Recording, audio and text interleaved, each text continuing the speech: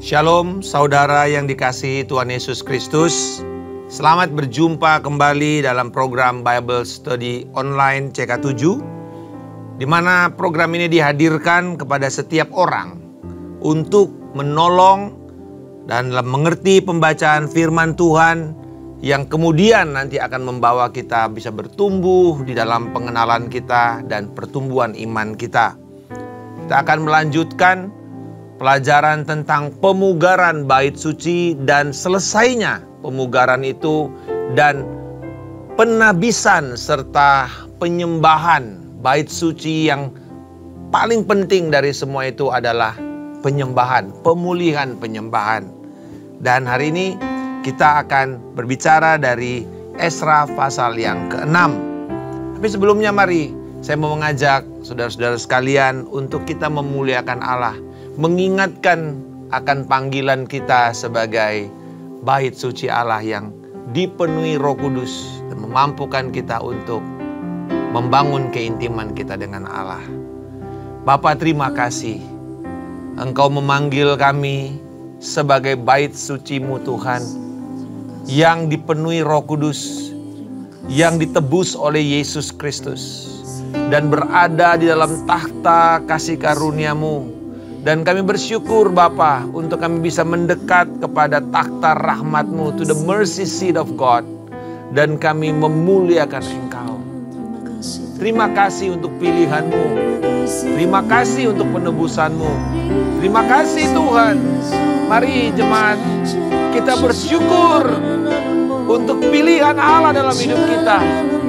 Untuk penetapan, untuk panggilan, dan untuk kekuatan yang telah dipercayakan kepada kita. Haleluya. Terpujilah Engkau Tuhan.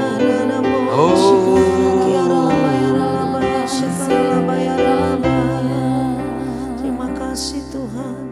Terima kasih Yesus. Kau telah memilihku sebelum dunia dibentuk. Betapa aku bersyukur padamu, ya Tuhan Allahku. Kau telah memanggilku sebagai alat kerajaan-Mu. Betapa aku bersyukur padamu atas perbuatanmu. Oh, mari kita katakan. Jadikan aku bait suci-Mu yang kudus dan yang tiada bercela. Jadikan aku mesbah doa-Mu bagi keselamatan bangsaku.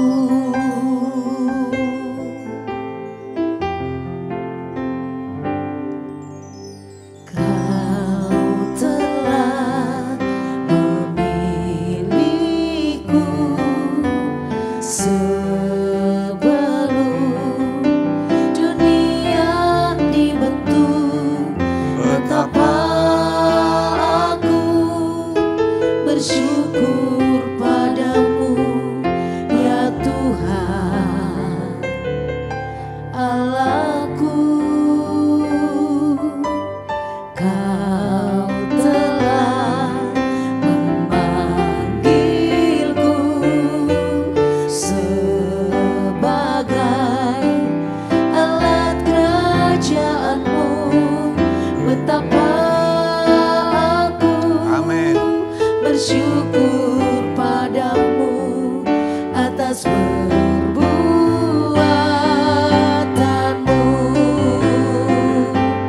Jadikan aku bait suci-Mu yang kudus dan yang tiada bercela.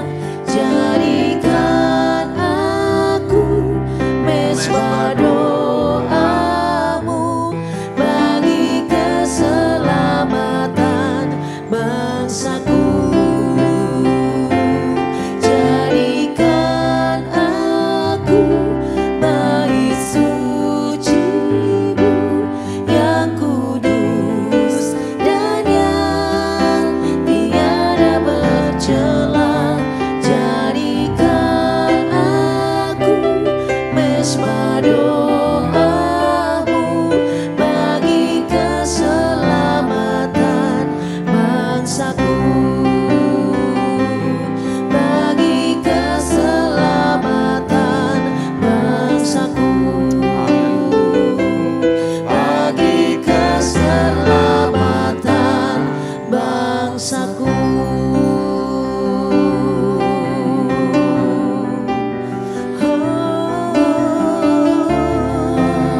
Ini kami bait-Mu Tuhan, bait kudus-Mu.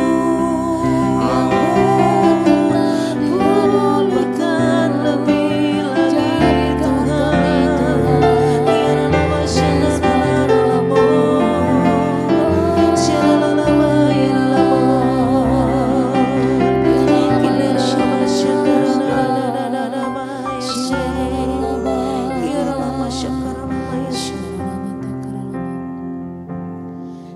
Kekuatan di hidupku ku dapat dalam Yesus. Dia tak pernah tinggalkanku, setia menopangku, berseru berharap dalam Yesus. Ajaib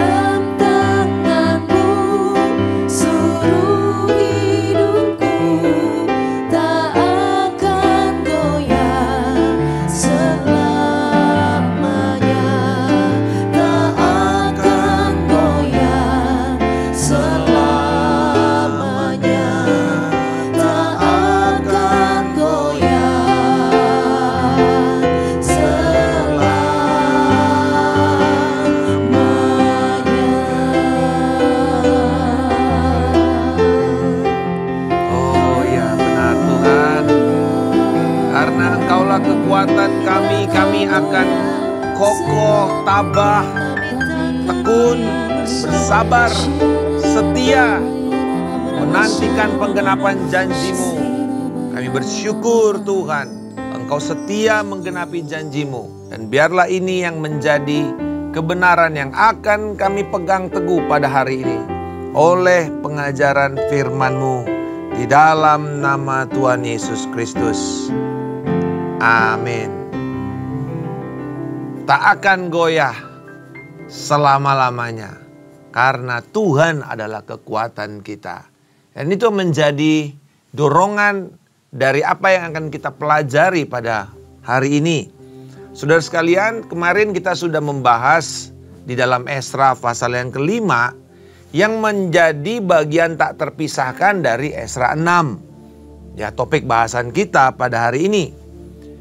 Bahwa melalui suara nubuatan Nabi Zakaria bin Ido dan juga Hagai, Imam Yosua dan Zerubabel, pemimpin bangsa Yahudi termotivasi untuk melanjutkan pekerjaan membangun atau memugar rumah Allah yang sudah terbengkalai selama 16 tahun. Tapi pada waktu mereka membangun itu, lalu ada penyelidikan dari bupati sebelah barat Sungai Efrat, yaitu Tatnai. Dan dia mulai melaporkan kepada Raja Darius tentang pembangunan rumah Allah itu. Dan pemimpin-pemimpin Yahudi mulai menulis juga kepada Raja Darius untuk memohon diperiksa di arsip nasional. Dan pasal 6 ini dimulai dengan respon daripada Raja Darius. Dikatakan sesudah itu atas perintah Raja Darius diadakan penyelidikan di perbendaharaan di Babel, di tempat naskah-naskah disimpan. Kemudian di Ahmeta, benteng di provinsi Media, ditemukan sebuah gulungan yang isinya sebagai berikut, piagam. Lalu ayat 3 sampai dengan ayat 5 adalah piagam yang ditulis atas perintah Raja Kores. Dalam pemerintahan Raja Kores dikeluarkan perintah oleh Raja Kores sendiri mengenai rumah Allah di Yerusalem. Dan kemudian di situ bentuk perintahnya adalah perintah untuk membangun kembali. Ini sebuah keharusan, sebuah perintah untuk membangun kembali rumah Allah, bait suci sebagai tempat pengorbanan, tempat orang mempersembahkan kurban, dan dasarnya harus dipertahankan, jadi tidak boleh diubah-ubah. Lalu bagaimana proses renovasinya? Bagaimana bagian mana yang harus diperkuat? Dan bagaimana pembiayaan? Dikatakan harus dibayar dari perbendaharaan kerajaan. Bahkan ada perintah mengembalikan semua perlengkapan-perlengkapan bait suci yang sudah dirampok, yang sudah diangkut oleh Nebukadnezar pada waktu mereka mengalahkan kerajaan Yehuda. Dan dibawa ke Babel harus dikembalikan untuk peralatan bait suci ke tempat semula dan haruslah engkau menaruhnya di rumah Allah. Jadi jelas sekali piagam itu. Dan oleh karena itu Raja Darius membalas surat kepada Bupati Tatnai. Dan inilah jawabannya dari ayat 6 sampai 12. Jawaban Raja Darius kepada Tatnai untuk tidak mengganggu.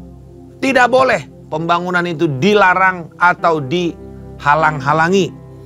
Bahkan ada perintah untuk menyediakan semua yang diperlukan oleh orang Yahudi dalam menyelesaikan pembangunan rumah Allah. Dan bahkan dalam persembahan nanti kalau ditabiskan. Bukan hanya itu, ada sanksi kepada orang-orang yang melanggar perintah Raja Darius ini.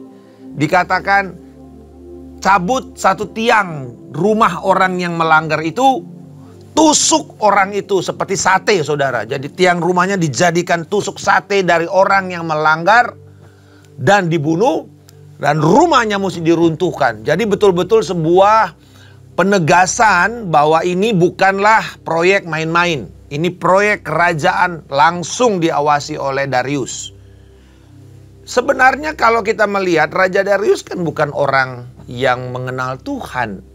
Tetapi kita tahu, saudara-saudara, bahwa campur tangan Allah di Babel itu begitu keras, begitu besar, begitu kental. Dari Sadrak, Mesak, Abednego, dari Daniel, mereka melihat akan adanya Allah yang berkuasa, Yahweh yang menampakkan dirinya membela orang-orang Yahudi ini.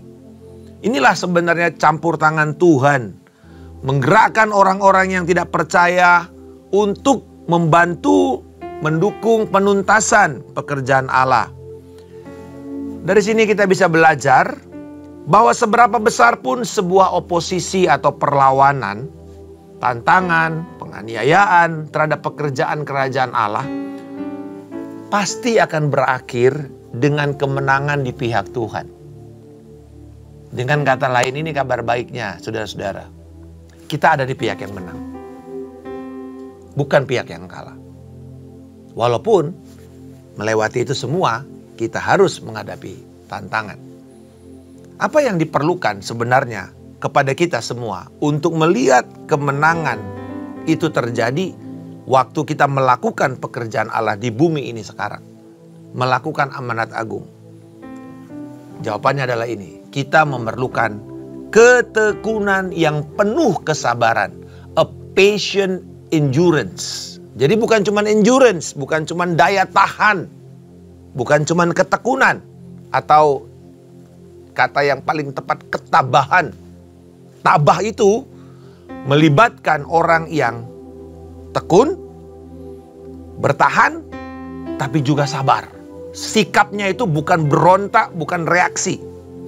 Jadi orang yang tabah adalah orang yang memiliki hikmat, memiliki kebijaksanaan, melihat keadaan sekelilingnya itu, tetapi dia tidak menyerah karena dia fokus kepada rencana dan tujuannya. Dan inilah sebenarnya yang diperlukan oleh umat Allah sampai sekarang. Jadi baik dulu, sekarang, dan yang akan datang tetap sama. Kita perlu dengan hikmat, dengan bijak, tetap setia. Setia dan taat melakukan firman Tuhan. Setia dan taat kepada Kristus. Bahkan di kitab Wahyu 13 ayat 10 dan 18, ini dorongan kepada umat yang melewati kesusahan besar. Itu orang-orang Yahudi. Tetap sama janji Tuhan kepada mereka. Saya akan bacakan. Barang siapa ditentukan untuk ditawan, ia akan ditawan. Barang siapa ditentukan untuk dibunuh dengan pedang, ia harus dibunuh dengan pedang. Yang penting di sini ialah ketabahan dan iman orang-orang kudus. Jadi, mungkin saja oleh karena iman kita akan dibunuh, kita akan ditawan. Dan banyak yang terjadi, para misionaris, utusan Injil, hamba-hamba Tuhan, karena Injil, karena Kristus, dia akan mengalami aniaya. Rasul Yohanes di Patmos mengatakan, aku dibuang karena Kristus dan karena firman. Jadi bukan karena kita kriminal, bukan karena kita melanggar hukum, tetapi karena kita mentaati Allah, dan kemudian orang gak suka, lalu orang menganiaya kita, ditawan, dikatakan ditentukan untuk ditawan. Artinya gak harus ditawan, tetapi kalaupun kamu harus masuk penjara karena Injil, kalaupun kamu harus dibunuh karena Injil seperti Paulus, seperti para rasul-rasul yang lain, gak apa-apa. Yang penting di sini, perhatikan, yang penting di sini, the most important things, tabah, patient endurance, dan iman dari orang-orang kudus. Dilanjutkan lagi dalam ayat 18. Yang penting di sini, nah kedua kali ya, the most important things, hikmat. Barang siapa yang bijaksana, baiklah ia menghitung bilangan binatang itu, karena bilangan itulah bilangan seorang manusia. Jadi dengan kata lain begini, yang penting adalah hikmat, bahwa ini semua manusia yang melakukan ini, penguasa yang jahat ini, akan tunduk di bawah Allah. Jadi kalau kita punya perspektif yang benar tentang apa yang terjadi, saya berikan perspektifnya. Jadi saya kasih 2 kutub. Kutub yang pertama bahwa betul ada tantangan. Oke, betul ada tantangan. Tapi kemudian ada kemenangan di akhirnya. Nah, bagaimana kita berdiri di atas 2 kutub ini? Maunya sih kita di sini yang menang kan? Tapi belum tentu loh. Bagaimana? Mari kita bawa kepada cara pandang Alkitabiah yang benar. A biblical perspective. Yaitu apa? Kita percaya bahwa tidak ada satupun kekuatan dan pemerintah serta pemerintahan, nama atau apapun yang bisa disebut di bawah kolong langit ini. Keputusan-keputusan mereka, undang-undang mereka, penetapan-penetapan mereka yang akan menghentikan pekerjaan Kristus di muka bumi ini. Tidak ada. Di Efesus pasal yang pertama disebutkan dengan jelas akan kuasa yang diberikan Allah kepada gerejanya. Tidak ada satupun nama yang bisa disebut di muka bumi ini yang bisa menghentikan itu. Tidak ada. Tetapi, jadi ini satu, ada tantangan. Tetapi dalam menghadapi setiap tantangan tersebut, perlawanan, aniaya, kita perlu tabah, bijaksana, setia dalam mempertahankan iman kita di dalam Yesus Kristus. Jadi balance-nya adalah tabah, setia, bijak di dalam mempertahankan iman.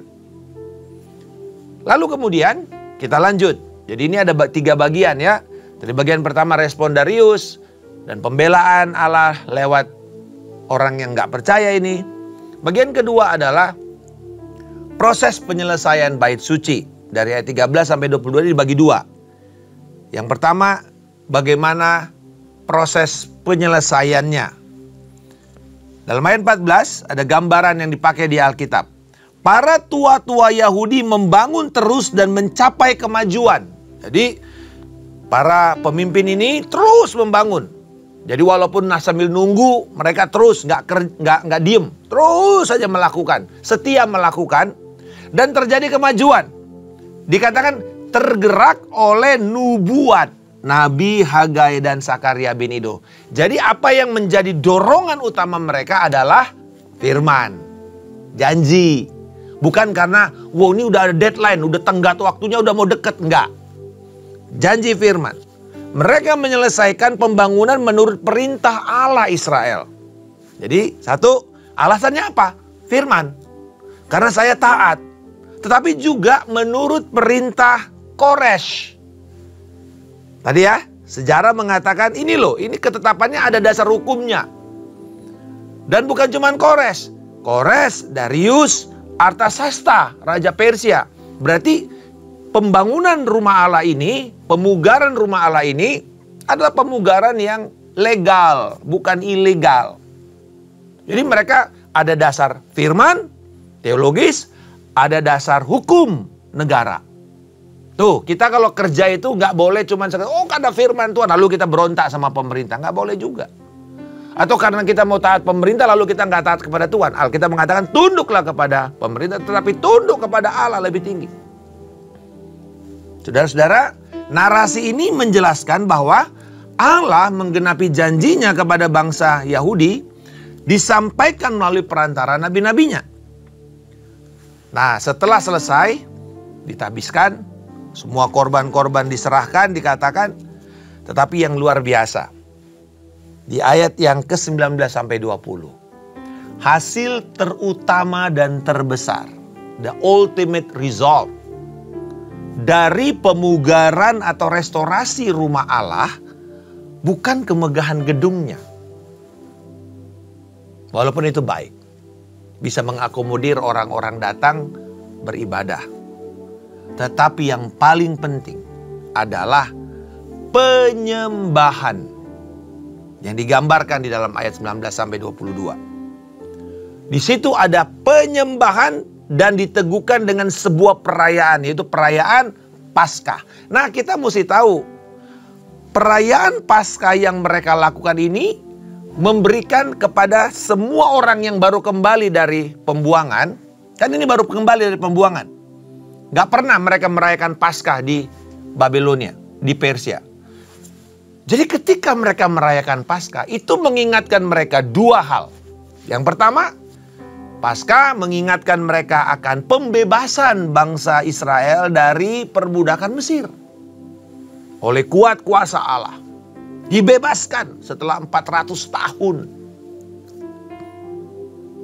Yang kedua, setelah 440 tahun, bait suci dibangun dan dihancurkan, mereka dibuang, mereka kembali dari pembuangan. Paskah mengingatkan mereka, ini adalah campur tangan Yahweh. Kalau bukan Tuhan, tidak mungkin kami bisa kembali. Tuhan adalah orkestrator, Tuhan adalah dirijen, Tuhan adalah konduktor yang menguasai semua perjalanan sejarah manusia.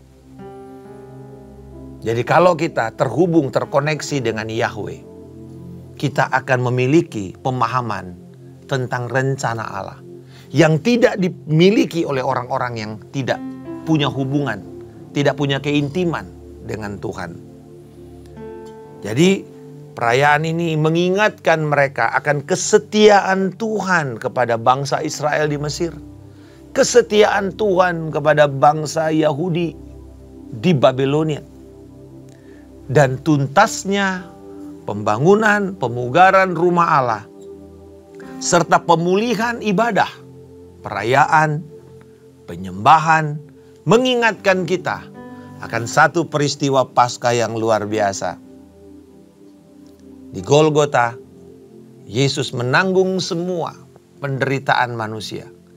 Dia menerima penghakiman Allah sebagai wujud keadilan Allah atas dosa-dosa manusia.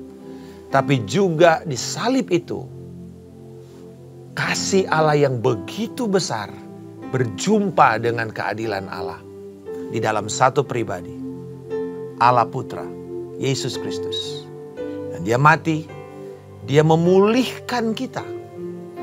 Dan dia membebaskan kita dari perbudakan dosa yang menghancurkan umat manusia. Yang memisahkan kita dari Allah. Dan membuat kita kembali punya relasi. Bisa mendekati tahta kasih karunia Allah. Kita bisa datang kapan saja dalam penyembahan. Oleh karena itu, saudara-saudara sekalian, penyembahan bukan diperuntukkan hanya pada waktu kita merayakan Natal, Paskah, Jumat Agung, atau bahkan cuma dalam sebatas hari Minggu. Tidak. Allah Bapa mencari penyembah-penyembah yang menyembah dalam roh dan kebenaran. Dia nggak bilang lagi bahwa itu harus terjadi di bait suci. Tapi dia katakan, karena Rasul Paulus mengatakan, kamu adalah bait sucinya Allah, tempat kediaman Roh Kudus. Jadi sebenarnya penyembahan yang terbesar bukan pada waktu kita beribadah hari Minggu. Itu sangat baik, kita perlu itu bersama-sama jemaat. Itu sebabnya saya mengajak saudara-saudara sekalian, jangan cuma online kebaktian. Itu hanya fasilitas yang disediakan bila kita jauh atau sedang berada di luar kota atau karena masalah fisik. Kita sakit. Tapi kalau kita segar, sehat, bugar, ayo kita berkumpul bersama-sama. Di sini orang-orang Yahudi itu begitu rindu setelah 70 tahun gak ketemu di dalam bait suci. Kita setelah 3,5 tahun COVID, punya gak kerinduan untuk ketemu, merasakan penyembahan secara korporat. Dan kita bersyukur untuk imam-imam musik, para penyembah-penyembah yang berdedikasi untuk menolong kita bersama-sama menyembah Tuhan. Tapi yang lebih penting dari situ, biarlah kiranya itu menjadi dorongan kita membangun gaya hidup seorang penyembah. Yang membangun keintiman setiap hari. Dalam syukur, dalam firman, Dan dari sini kita menjadi penyembah karena satu, kita diingatkan akan karya Allah yang berdaulat atas hidup kita. Kenapa kita menyembah? Karena kita diingatkan akan kemurahan Tuhan di dalam kayu salib. Kita tidak bisa menebus diri kita. Kalau Kristus tidak datang, tidak ada gunanya semua yang kita kerjakan. Tidak ada satu pun yang bisa membuat kita selamat. Kecuali karya Kristus di kayu salib. Yang sudah dikerjakan olehnya. Dan alasan ketiga. Karena tujuan Allah adalah memulihkan keintiman kita dengan Dia. Maka penyembahan adalah respons terhadap kemurahannya. Dan karena Dia layak untuk menerima segala pujian. Dengan kata lain, tujuan kita yang tertinggi di dunia ini adalah hidup memuliakan Tuhan. Dalam perkataan, pikiran, dalam tindakan kita. Dan gaya hidup kita adalah gaya hidup yang selaras dengan karya salib. Bapa di surga, kami bersyukur bahwa semua upaya pemulihan, restorasi adalah kami dipulihkan menjadi penyembah-penyembah yang Bapa cari. Penyembah yang benar, yang menyembah dalam roh dan kebenaran. Biarkanlah hidup kami yang telah dipulihkan oleh karena Kristus telah mati di kayu salib dan kami percaya dengan iman akan karya keselamatan Kristus. Memulihkan hidup kami dan menjadikan kami sebagai bait suci-Mu. Tempat kediaman Roh Kudus yang telah ditebus. Dan dari situ akan keluar penyembahan. Aku berdoa untuk setiap umat Tuhan. Untuk memiliki gaya hidup seorang penyembah. Tolonglah kami setiap hari diingatkan alasan kami menyembah karena Tuhan yang berdaulat. Tuhan yang telah menebus kami. Dan Tuhan yang memberikan kepada kami panggilan yang tertinggi. Bersekutu dengan Engkau. Terpujilah Engkau Bapa. Di dalam nama Tuhan Yesus Kristus. Biarlah kiranya kami yang mendengar pengajaran hari ini. Memiliki keputusan untuk menjadi penyembah-penyembah-Mu. Dalam nama Tuhan Yesus kami berdoa dan mengucap syukur. Haleluya. Amin. Tuhan Yesus memberkati. Selamat berjumpa kembali besok.